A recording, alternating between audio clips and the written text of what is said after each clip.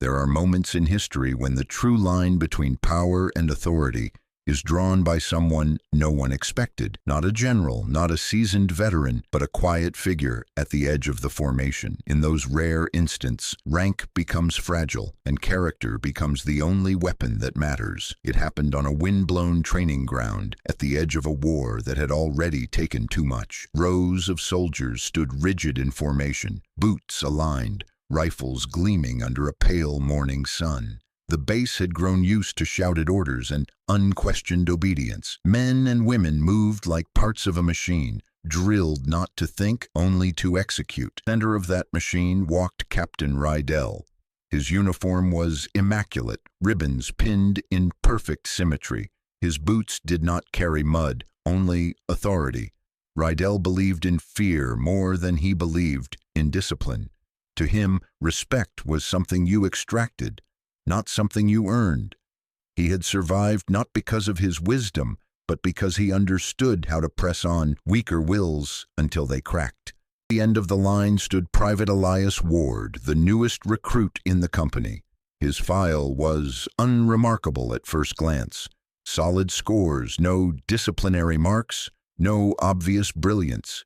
Yet those who spoke with him for more than a moment sensed something unusual. His gaze did not dart. He listened more than he spoke. In the barracks, others argued loudly. Elias simply observed and remembered. Inspection that morning was supposed to be routine, a show of force for a visiting staff officer. Every weapon checked, every uniform scrutinized, then a staged demonstration of discipline. Captain Rydell wanted to impress, and when Rydell wanted to impress, someone usually paid the price. He stopped in front of Elias, eyes narrowing with calculated malice. He had heard the whispers that the new recruit was calm, difficult to intimidate. Men like Rydell did not tolerate that. They broke it. "Private Ward," he said, voice cutting through the cold air, "you will carry out a quick correction for our guest."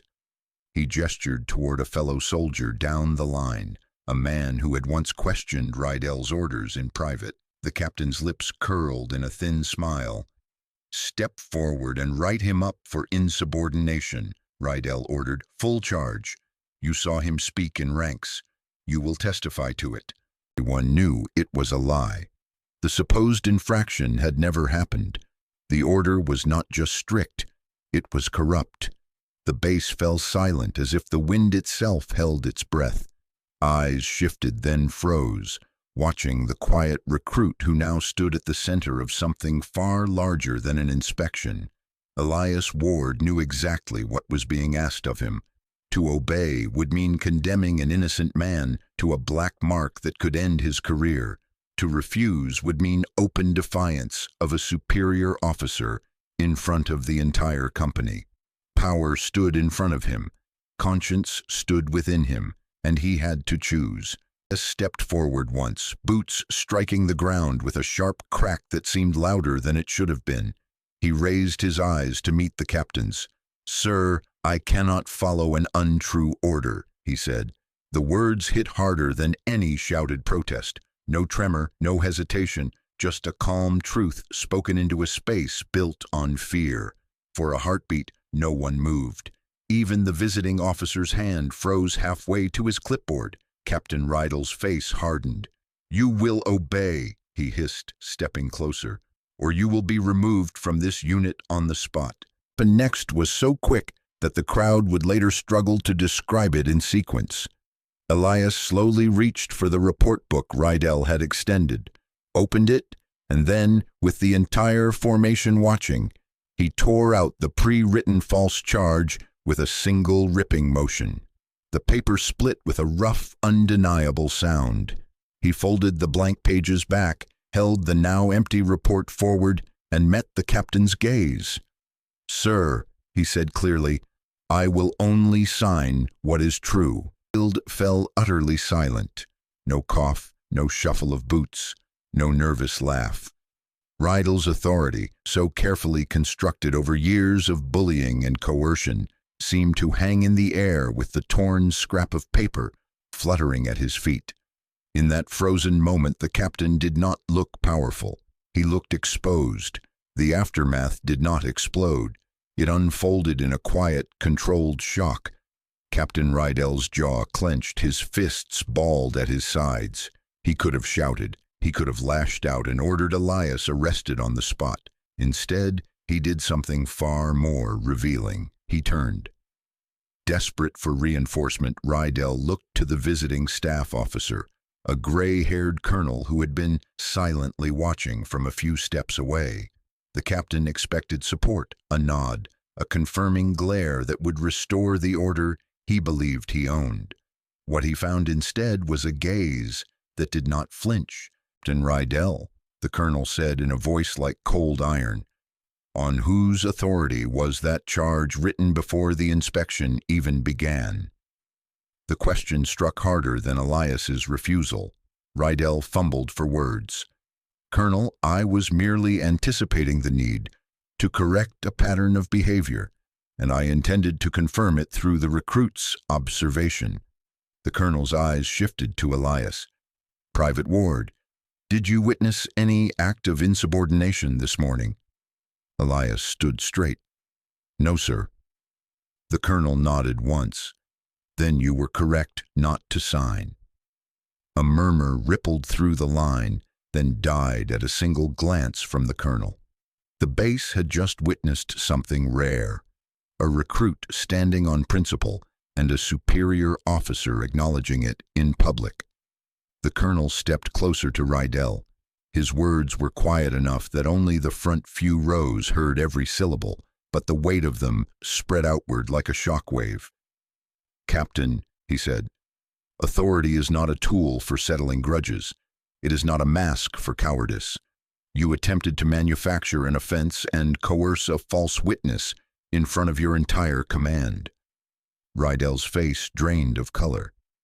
"Until further notice," the colonel continued, "you are relieved of inspection duties. Report to headquarters after this formation. We will discuss whether you are fit to lead anyone at all." The captain's shoulders, once held with arrogant stiffness, sagged a fraction. He stepped back, suddenly small in the very space he had dominated for years. The colonel turned to Elias. "Private Ward, step forward."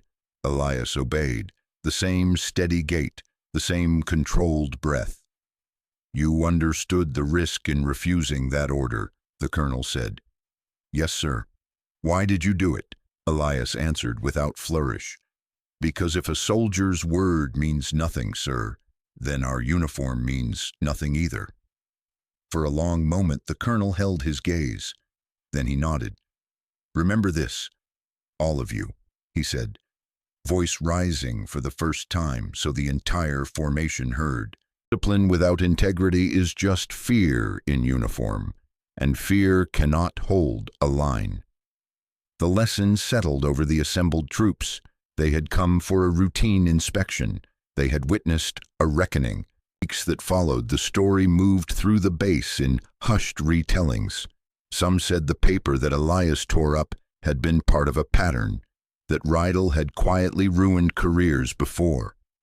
Others pointed out how quickly the captain's tone changed in meetings, how his temper no longer flared so easily. The formal inquiry that followed was conducted away from the parade ground, behind office doors and written reports, but the result was clear enough. Within a month, Captain Rydell was reassigned to a desk role far from the front. Officially, it was phrased as a reallocation of leadership resources. Unofficially, everyone knew what it meant. A man who had believed himself untouchable had been checked, not by a rival officer, not by an external inspector, but by the quiet refusal of someone at the very bottom of the hierarchy. As for Elias Ward, nothing dramatic appeared in his file. There were no sudden promotions, no medals pinned in a ceremony for that moment alone. The colonel, perhaps deliberately, allowed the official record to remain dry. Yet something else changed, something that could not be captured in paperwork. In the mess hall, conversations shifted whenever Elias entered. not out of discomfort, but out of a subtle respect. Older sergeants who had once dismissed new recruits with impatience now weighed their words more carefully. Even small jokes about bending the rules in convenient ways faded over time. What had happened on that cold morning became a quiet standard, a measuring line. New arrivals to the unit heard the story on their first week. They would gather on the barracks steps after lights out, boots unlaced, listening to someone who had been there recount it in a low voice. They say the captain's face froze like stone, one would say. They say the colonel almost smiled when Elias spoke, another would add. They say the only thing louder than the torn paper was the silence afterward. Over time, the details blurred at the edges, as stories always do, but the core remained intact. A corrupt command, a recruit who refused, a silence that exposed the truth. Years later, long after the war ended and the base itself was decommissioned, some of those soldiers would still remember that day more clearly than any firefight. They would remember how it felt to stand in formation and realize that courage did not always look like charging into gunfire. Sometimes it looked like tearing up a lie in front of everyone and accepting whatever came next. As for Elias Ward, he served his term, trained new recruits, and moved on to a quieter life. But when asked by younger soldiers what he had learned from his time in uniform, his answer never changed. Rank can command your body, he would say, but only your conscience should command your word. The moment you surrender that, you are no longer serving your country. You are serving someone's fear. Don't forget to like, comment, and subscribe for more powerful stories from States of Power.